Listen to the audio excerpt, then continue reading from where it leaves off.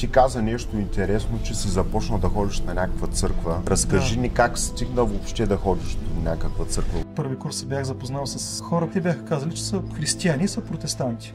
Сега, аз съм човек, който обичам логически работи. И аз казах, тия са сектанти.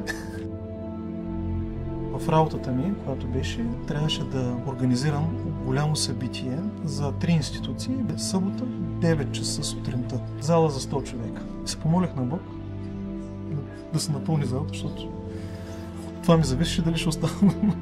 Отиваме 8 сутринта, залата празна, заедно с охраната, нали?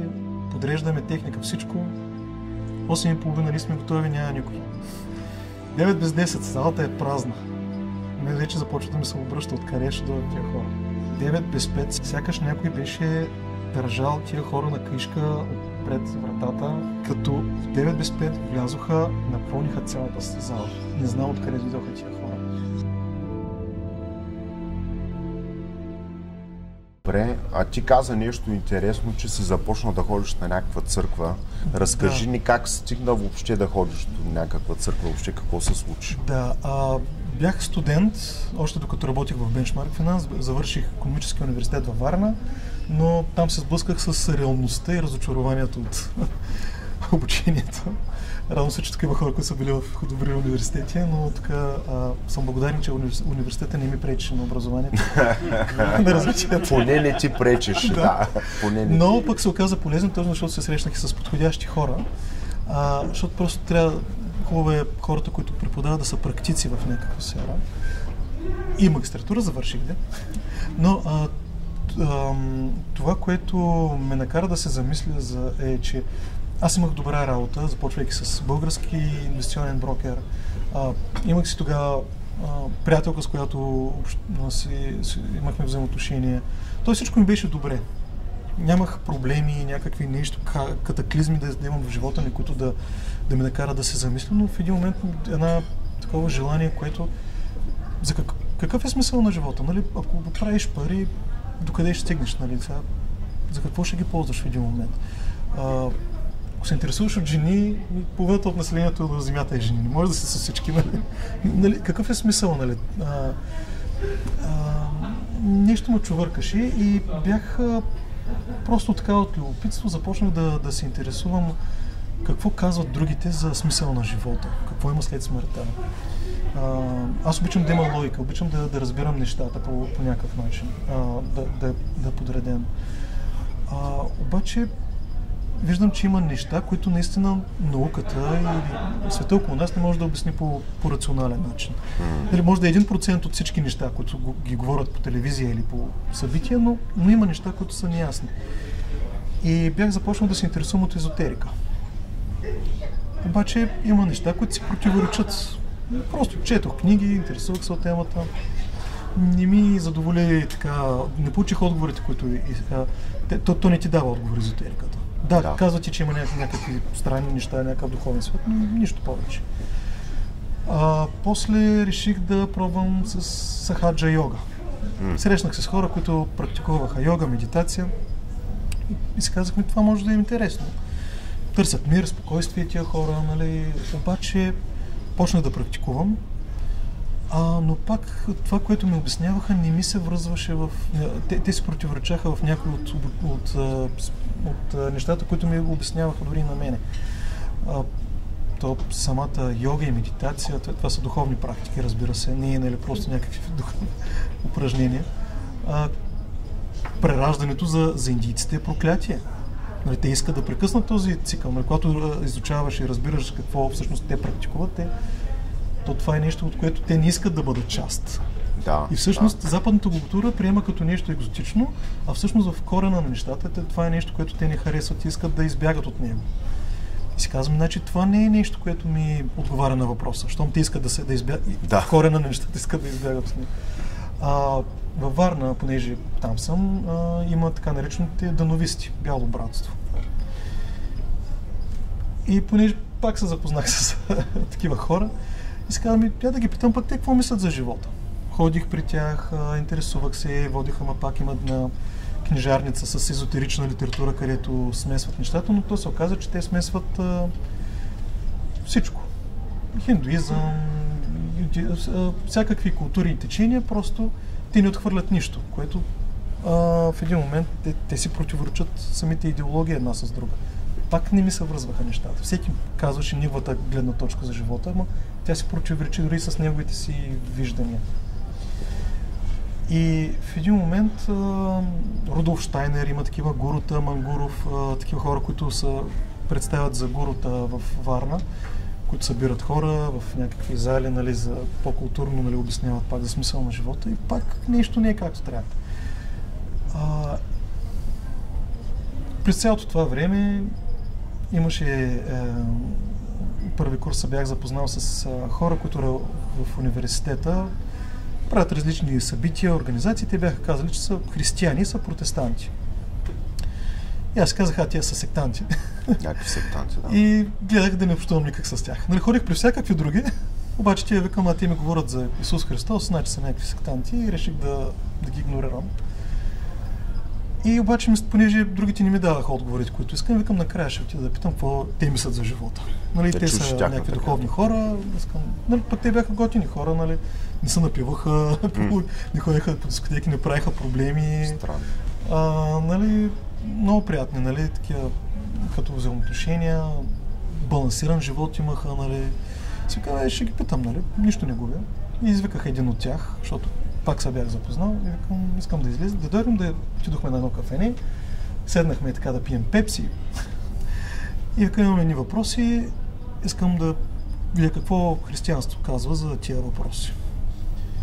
И започнах и следващите 2 часа го изтисках този човек, какво ще ми каже за въпроси, които ме вълнуват за живота, смъртта. Обаче различното, което беше този път е, че този човек не каза аз мисля еди какво си, ами беше си взел една стара Библия, дето едвам съд не беше се разпаднал от четене.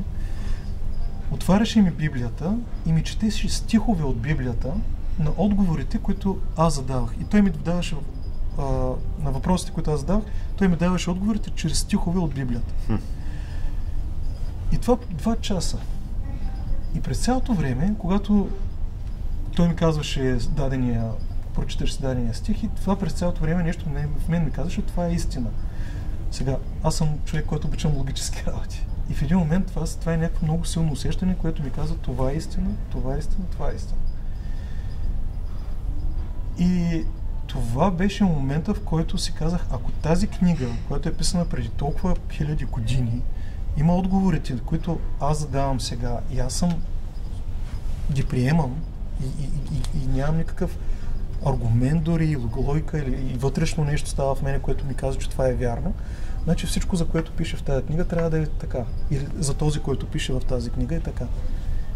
И тогава осъзнах, че това е различно от всичко останало. Тази вечер разбрах, че всъщност това, което се пише в тази книга, е за смисъла на живота ни. Бог, че има Бог, че Той ни е създал по своя образ и подобие, подарил ни е свободна воля да избираме дали да сме с Него или не. Хората сме се грешили и аз също, защото никой от нас не е перфектен или не може да бъде перфектен. Всеки от нас прави грехове в ума си, в думите си, делата си, в поведението си. Дали ги харесваме или не, вече е друг въпрос. Някои си харесват греховете. Но знаем, съвестта ни там и ни казва, това нещо не е редно. Усещаме го, че не е така. И въпреки, че ми е дал свободна воля да правя живота си както аз и искам да с грехове и да им се радвам дори, защото моят живот тогава беше доста... Да, в професионално едно нещо, но в личен план греховете си вървяха. Лошите неща, които съм правил, няма да споменавам сега. В един момент осъзнах, че Бог ме обича и че наказанието за моите грехове, както пише в Библията, е смърт. Вечно отделяне от Бога. Аз искам да бъда с Бога, да имам вечен живот.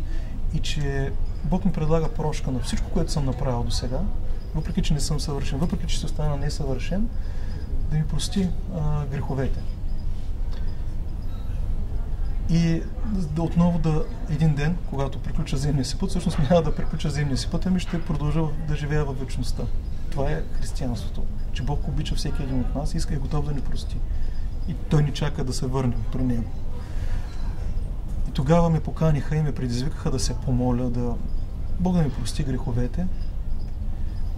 И аз се помолих да го приема като мой личен спасител. И това беше хем толкова просто, хем толкова променящо живота ми, защото от тогава живота ми се промени на 180 градуса и не съжалявам за това. Тая вечер, когато свърши, наистина нещо в мене се беше променило. Не знам как да го опиша, защото друг път не ми се беше случвало такова нещо.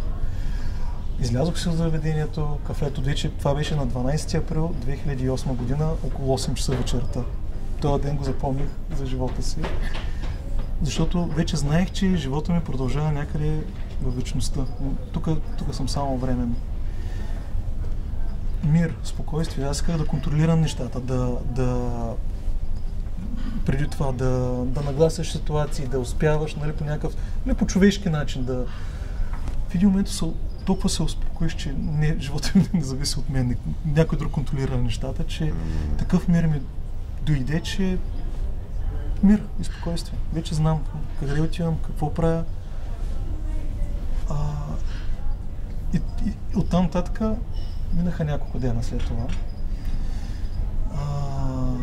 И си викам, това чувство остава в мен, но си викам, аз какво преживях сега? Това, нали, хората имаме емоционални ситуации, нали, през някакви моменти, нали, хубави и лоши, и си викам, това сигурно беше нещо емоционално, дали така съм си внушил, и така започнаха едни съмнения да се появяват в мен, дали е истина или не. И тогава аз имах и лични ситуации в работа, проблеми, които трябваше да се решават, и реших да се помоля на Бог. Вече знам, че го има, знам, че мога да разговарям с Него и знам, че то като има проблем, нали, Бог е затова винаги можеш да се обърнеш към Него да го помолиш. И се помолих. И имаше в продължение на няколко дена, някои неща са лични, сега ще ви споделя един пример. В работата ми, която беше, трябваше да организирам голямо събитие финансово за 3 институции. Фирмата, в която работех, една банка, Райфайзенбанк, и един човек, който правеше обучение и издаваше книги. Бяха избрали денят и часа на това обучение да бъде събота, 9 часа сутринта. Зала за 100 човека. Без фейсбуци, без интернет, без социални медии. Сега съм студент и вие сте били студенти. Знаете какво правят първи курс петък вечерта. Втори курс горе-долу. Същото, трети курс вече почва да разредява, защото мръсва по дискотеки, партии и така нататък. И сутрин ти се събуждаш или 9 или на обяд, или обикновено трябва да имаш някаква, не знам каква мотивация, да станеш, да отидеш някъде, 9 часа да почне. И аз се бях помолил, защото аз отговарях за събитието да се доведат хората и с един малък екип. Раздавахме брошурки, нямаш как да извикаш хората. И се помолих на Бог да се напълни залата, защото от това ми зависеше дали ще оставам 3 шефове на банки, на такива, да дойдат и да видят празна зала. Това е доста неприятно. Отиваме 8 сутринта, залата празна, заедно с охраната, нали? Подреждаме техника, всичко. 8:30 нали сме готови, няма никой. 9 без 15, естествено, 2-3 човека дойдоха, защото винаги имаш по 2-3 човека, които ще дойдат, нали, които са познати и ще дойдат да подкрепят. 9 без 10, залата е празна. Мен вече започва да ми се обръща откъде ще дойдат тия хора. 9 без 5, сякаш някой беше държал тия хора на каишка отпред вратата, беше в младежки дом с градата. Като в 9 без 5 влязоха, напълниха цялата зала. Не знам откъде дойдоха тия хора. Аз съм студенти, имам предвид. Първи, втори, трети, четвърти курс. 9 и 5 за тази зала беше пълна. 100 човека, 100 места бяха запълнени. Вау! 9 и 10 те продължават да идват. Залата се пълни, има едни, тя понеже голяма зала, с радиатор, където има едни дървени опаковки, или как се казва, дето. Са до прозорците, хората взеха да седат там, защото няма къде да седнат. Ние с другите хора виждаме, че нямаме места, отиваме и почваме вече да вадим столове от другите си зали. Ама тази залата има капацитет. Слагаме столове, продължава да идват хората. 9:10, 9:15. Правостоящи се напълни залата, те са с такива двукрили врати, дето се отварят. Аз излизам отвън, защото 9:15 казаха шефовете там в банката, да почваме, защото пък другите чакат, нали, 20 минути, 15. Аз седя отвън, на вратата има хора, стена от хора, защото да гледат, да видят какво става. Аз седя отвън, защото вътре няма място вече и не знам какво става. И гледам как до 10 часа продължават да идват някакви хора, виждат, че не могат да влязат, ядосват се и се тръгват. Вау. И аз си бях казал, това е благодаря ти Боже, защото това само ти мога да напълниш тая зала, нали, чисто практически за ситуацията, която беше и в момента, в който се чудиха, наистина ли бях повярвал, има ли Бог наистина. И после имаше още няколко такива ситуации, които са по-лични, нали, и Бог ми отговори на молитвите и видях, че наистина това, което се случи с мен тази вечер, с Библията, с молитвата, че предадох живота си на Исус Христос, наистина е така, както е. Добре, това звучи много интересно и аз ще направя едно предложение сега. Понеже всеки един от нас се сблъсква в момента е в някаква ситуация. Дали професионална, дали лична, дали финансова, в която и аз съм бил в ситуации, в които само Господ е могъл да ми помогне, нали, са били толкова трудни. Но има и по-леки ситуации, за Бог няма, предполагам, няма голямо, няма, за нас нали? има, За нас няма, за него.